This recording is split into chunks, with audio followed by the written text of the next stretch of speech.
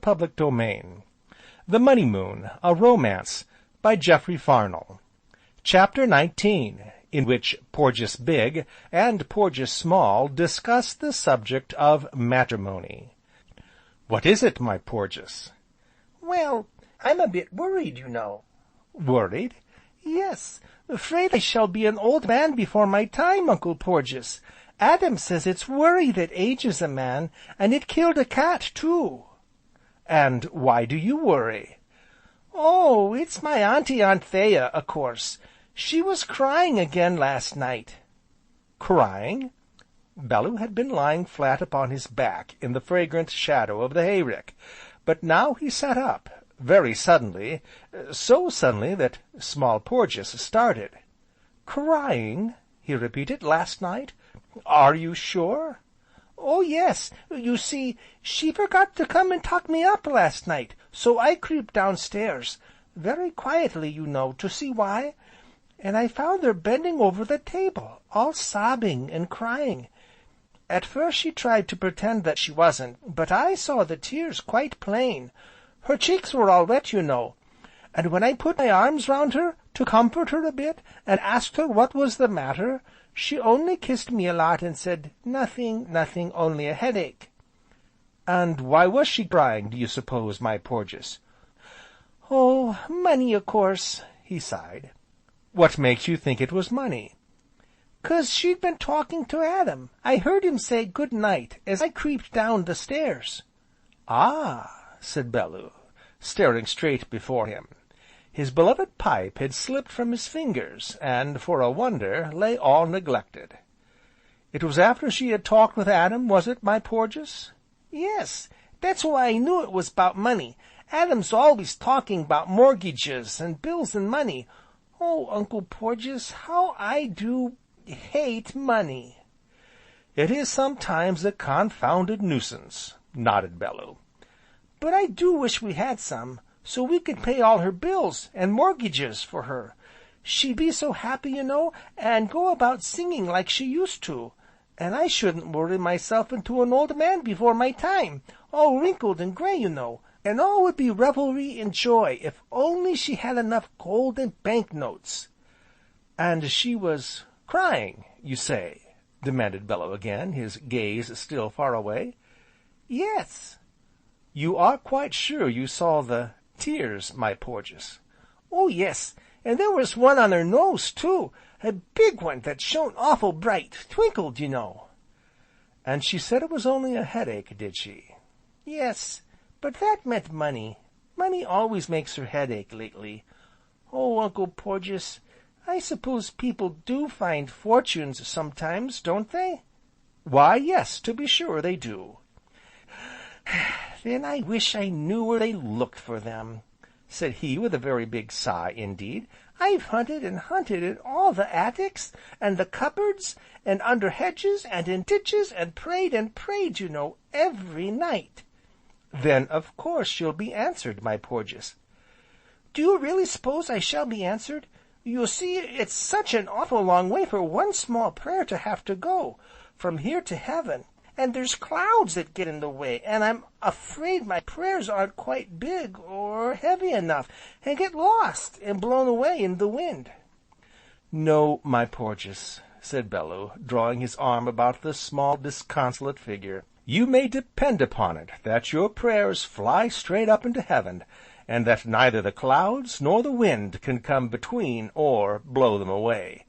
So just keep on praying, old chap, and when the time is ripe, they'll be answered, never fear." "Answered? Do you mean... Oh, Uncle Porges, do you mean the Money Moon?" The small hand upon Bellew's arm quivered, and his voice trembled with eagerness. "Why, yes, to be sure, the Money Moon, my Porges, it's bound to come, one of these fine nights." "Ah, but when, oh, when will the Money Moon ever come?"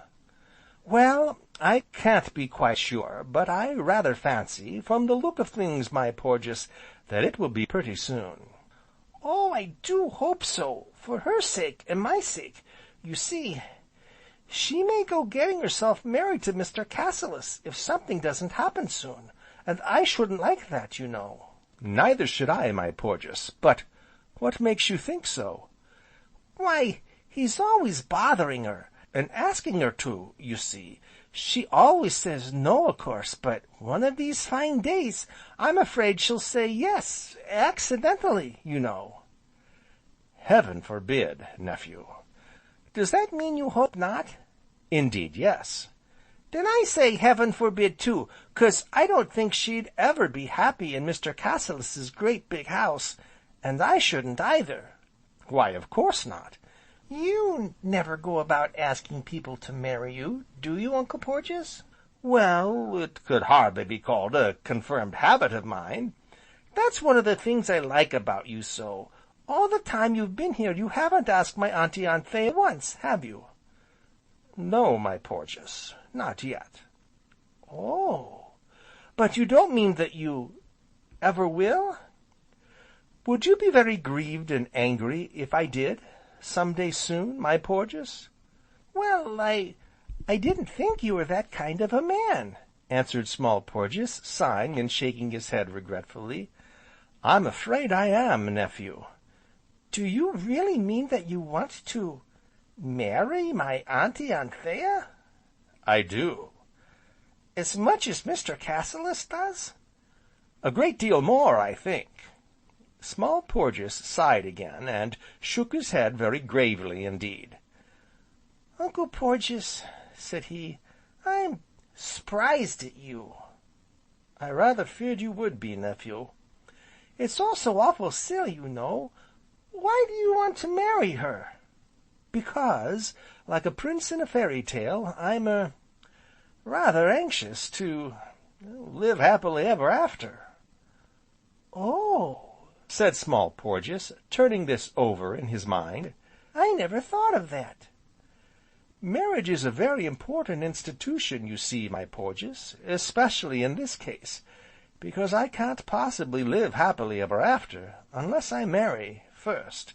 Now can I?" "No, I s'pose not," Small Porges admitted, albeit reluctantly, after he had pondered the matter awhile with wrinkled brow.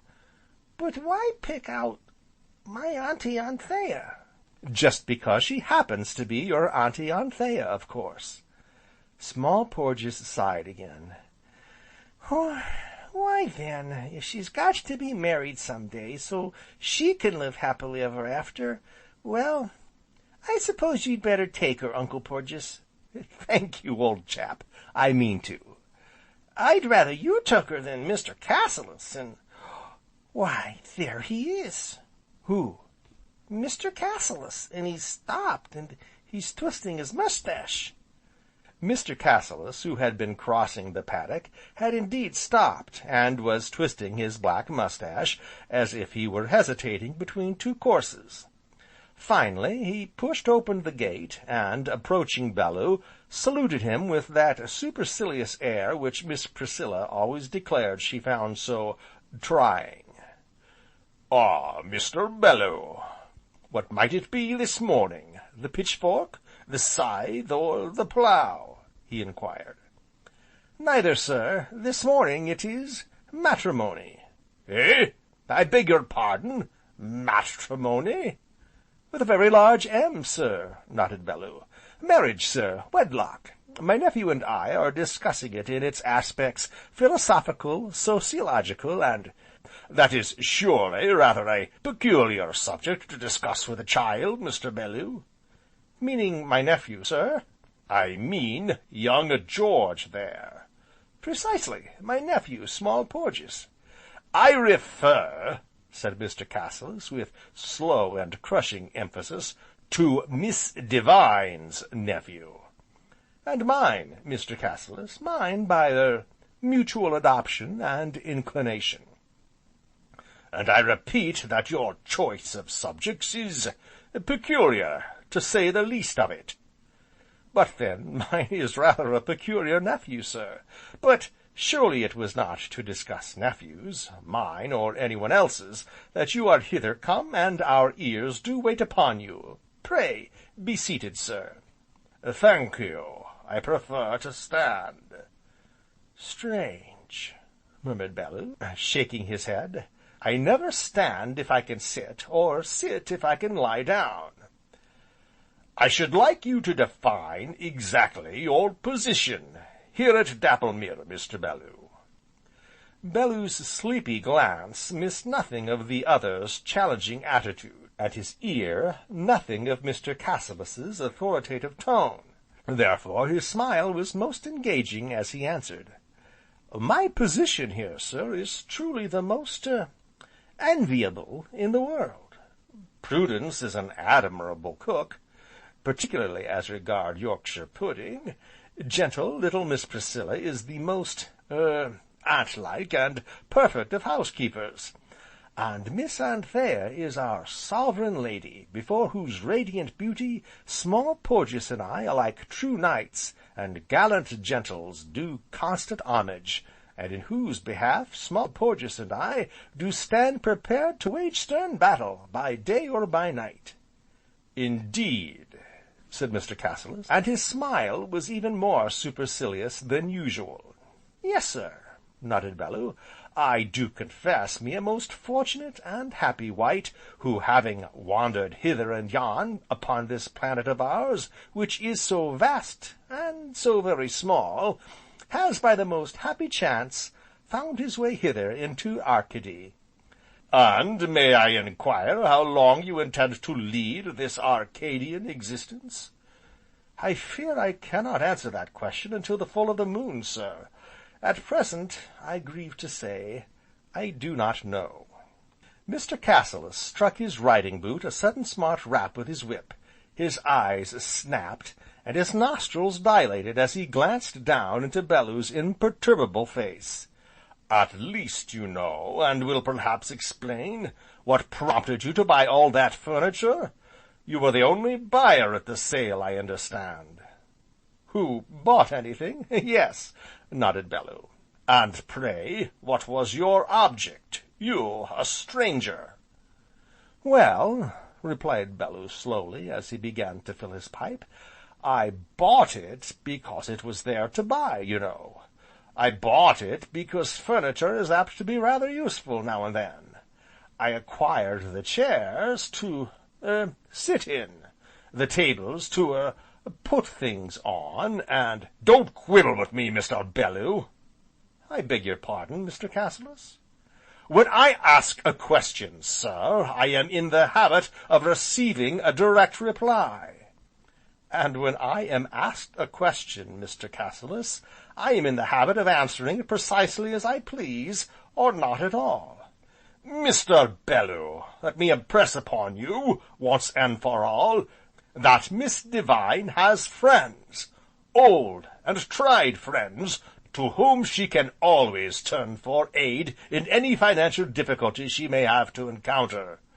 Friends who can more than tide over all her difficulties without the, interference of strangers, and as one of her oldest friends, I demand to know by what right you force your wholly unnecessary assistance upon her."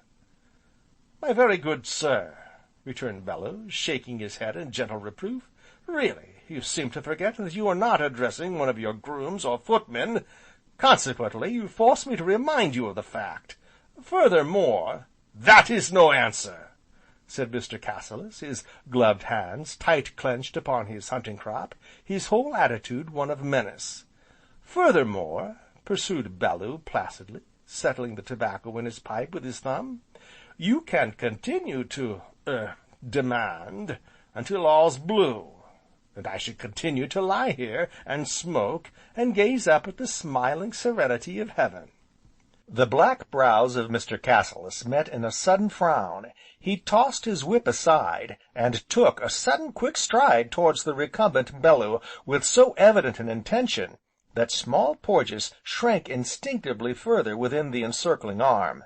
But at that psychic moment, very fortunately for all concerned, there came the sound of a quick, light step, and Anthea stood between them.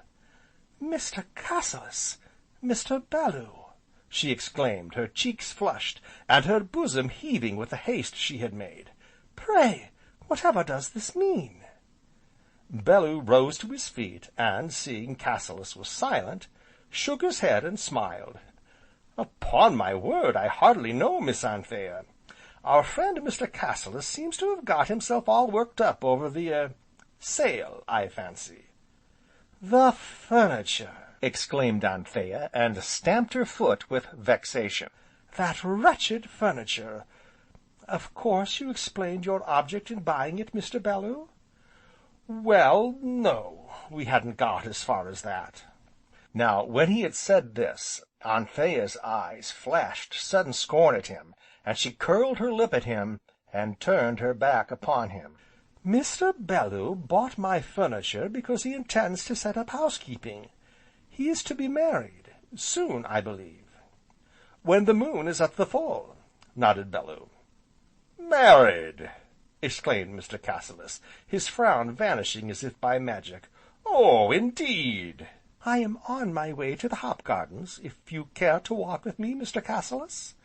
And with the words, Anthea turned, and, as he watched them walk away together, Bellew noticed upon the face of Mr. Cassilis an expression very like triumph, and in his general air a suggestion of proprietorship that jarred upon him most unpleasantly. "Why do you frown so, Uncle Porges?" "I was thinking, nephew." "Well, I'm thinking too," nodded Small Porges, his brows knitted portentously. And thus they sat, Big and Little Porges, frowning in unison at space, for quite a while. "Are you sure you never told my Auntie Anthea that you were going to marry her?" inquired Small Porges at last. "Quite sure, comrade. Why?" "Then how did she know you were going to marry her, and settle down?" "Marry her, and settle down?" "Yes, at the full of the moon, you know." "Why really, I don't know, my Porges, unless she guessed it." "I 'spect she did. She's awful clever at guessing things, but do you know—" "Well?" "I'm thinking I don't just like the way she smiled at Mr. Cassilis. I never saw her look at him like that before, as if she were awful glad to see him, you know. So I don't think I'd wait till the full of the moon if I were you. I think you'd better marry her this afternoon." "That," said Bellew, clapping him on the shoulder, "is a very admirable idea. I'll mention it to her on the first available opportunity, my Porges." But the opportunity did not come that day, nor the next after that, for it seemed that with the approach of the hop picking, Anthea had no thought, or time, for anything else. Wherefore Bellew smoked many pipes, and, as the days wore on, possessed his soul in patience, which is a most excellent precept to follow, in all things but love. Chapter 19